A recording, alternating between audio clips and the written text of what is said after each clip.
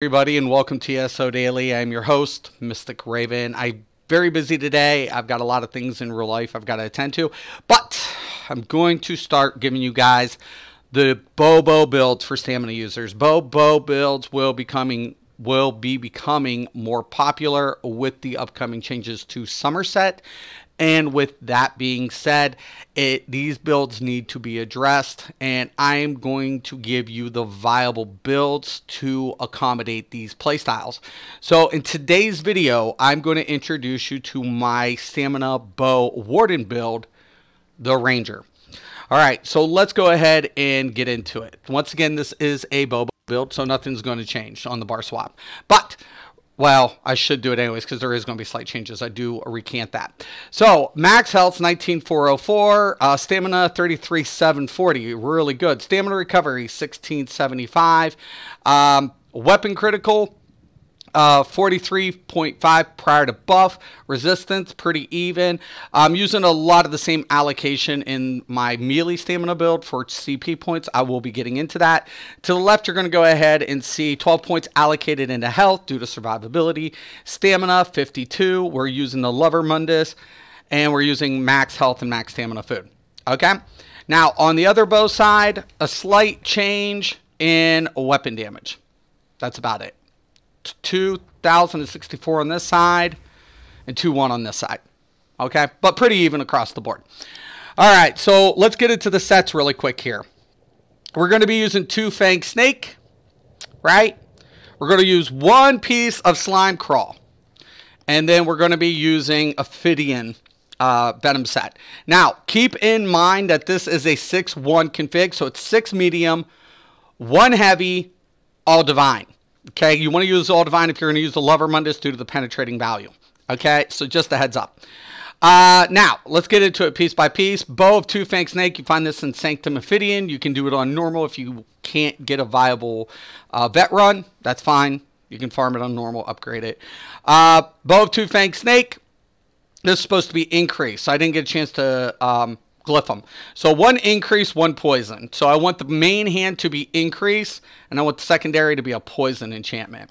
Okay, so and they're both going to be Nirnholm, no infused. A lot of people like to go infused, and I get it, but given the fact that we want to maintain our weapon damage, we went Nirnholm on both for the build application. Okay, so 2 Fang Snake is going to give us weapon damage, stamina, weapon critical. When you deal damage, your physical penetration is increased 840 for 3 seconds, stacking up 5 times. That equates to like 4,200. So definitely one of the main reasons I'm using this versus Spriggan is because of the crit. I need the critical stat. I need it. So if I was a Khajiit, I could get away with Spriggans. But if you're Red Guard, you need this set just because of the critical value. Morning, Calvin. So they're both, like I said, 2 Fang Snake. Now, Slime Crawl. I want 1 piece of Slime Crawl heavy. You can use shoulder or you can use head. It doesn't matter, but you want 1 piece. You want it heavy. Why? Because you want that heavy armor passive bonus to increase your health, plus to maintain your Undaunted bonus up to 4%. So, just a heads up. And why Slime Crawl? Simple. It's giving us additional weapon critical. So we want to keep around between up to 55 as close as possible. We're slightly under, but we want that to be as close as possible. That's what 1 piece Slime Crawl does for us. Okay, Ophidian Jacket of Venom. Now you get this in Hell Raw Citadel. So these are both trial sets. You don't have to use Ophidian. You can use something like Hunting's Rage, and then you wouldn't need Slime Crawl, and then you could use a piece like Velodreth.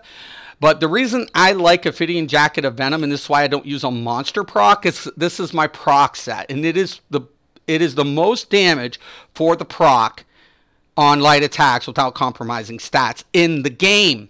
Period. If you're going to do any type of weaving, it is the most single target, like, without compromising stat. That's why I like it. When I deal a damage with a light or a heavy attack against an enemy who has a poison damage ability on them, I have a 50% chance to deal an additional 4,593 poison damage. This effect can occur every second with a 50% chance to proc with no cooldown. That's a shit load of damage. I am not turning that down, and I don't want to use a monster set to what? Lower my stats. So I'm not using a monster set for proc. I'm using this as my proc set. Why? Because I'm weaving. I'm a bow build. I'm going to get more out of this set. So I'm going to utilize it. All right. So, bam. There it is. Now, this is medium. So 1 heavy, medium divine, stamina. Veladreth, medium. Now remember, I want that weapon damage increase. Why? Because I'm using Nirnhorn. So between this set giving me weapon damage and the Veladreth and the Nirnhorn, I'm scaling it up. Okay? So, I'm using the Ophidian Belt of Venom, Divine, max health. Ophidian Bracers of Venom. Now, if you want to go stamina, take that down to 19, you can do that. That's your option. I like to stay between 19 and 19.5. Just my play style. Ophidian Bracers of Venom, stamina, divine. Ophidian Guards of Venom, divine, max stamina. Ophidian Boots of Venom, divine, max stamina. Necklace of Two-Fanged Snake, bloodthirsty. And then 2 rings of Two-Fanged Snake, infused stamina, recovery. Okay, let's go ahead and get into the skills really quick. Primary bar, poison injector. Remember, I'm using the Ophidian Venom set, right? For my proc set. I have to infect them with a poison. So it's why I need 1 poison enchantment. I need poison injector. Very important, right? So I'm going to utilize this to infect the poison to get my proc to work. All right, now crushing weapon. This is my spammable. I'm not using the birds. Why not use the birds? Because the crushing weapon is going to increase what? The damage of my next light attack, plus I'm getting the passive to the spell orbs, and it's a lot faster with birds. The bird animation's just too slow in repetition for spammable versus the crushing weapon. The crushing weapon, you're going to weave anyways, so Matt used this as your spammable to magnify the weave damage. Just that simple. Okay, Endless Hail. Okay, pretty standard. Lightweight Beast Trap. Remember, I'm a range build. I'm not a melee build. I'm not going to use rearming. I'm going to use Lightweight Beast Trap. It has a duration of 60 seconds. Takes 1.5. It has a very nice range, 28 meters. So we got, 25, 28. This to our weave. We got 28. We are definitely a range build. Bownet. We're going to keep it on this bar. And we're going to be using Guardian Savagery. Now, if you don't want to use the bear, you don't have to. But the bear is really good. The only problem the bear has is it sometimes doesn't pull out of mechanics and it can die.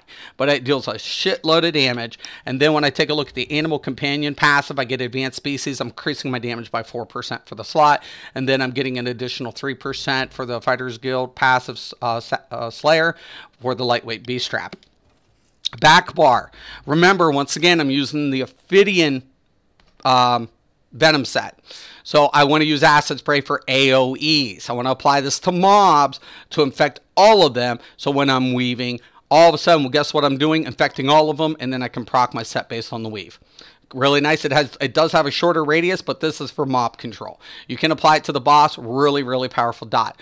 Really like it. Razor Caltrops, pretty standard. 28 meters. Good range as well. Shadow Silk, poison damage also. And it offers a synergy to the group and gives increased DPS. Spiked Bone Shield. Okay, so one of the major problems is survivability, right?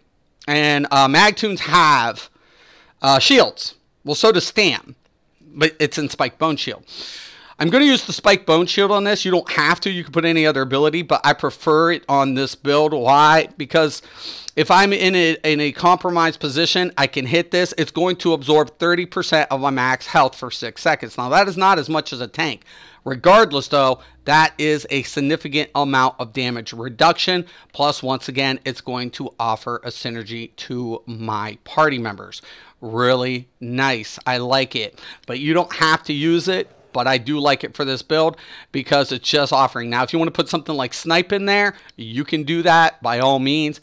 But with the set up bonus and the way this build's working, I'm not using an advanced altering weapon. I'm not going to use Snipe for my spammable because I'm pushing out more damage with my spammable for crushing weapon with this build. Okay. Now, and then I'm going to use Green Lotus.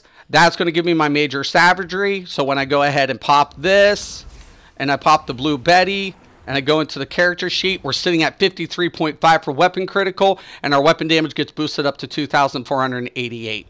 Really nice. And then when we take a look at our Ophidian Venom, still stays the same because it cannot it has to be base stats to scale this. No other effect towards major vitality or anything will bump up this effect. Okay, so, and of course, once again, we have the bear.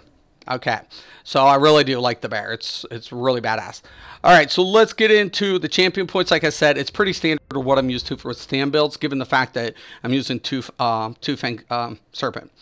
All right, so physical weapon expert. Now here's the deal. I have direct damage up, but I can actually scale this down. I want to say to about 18.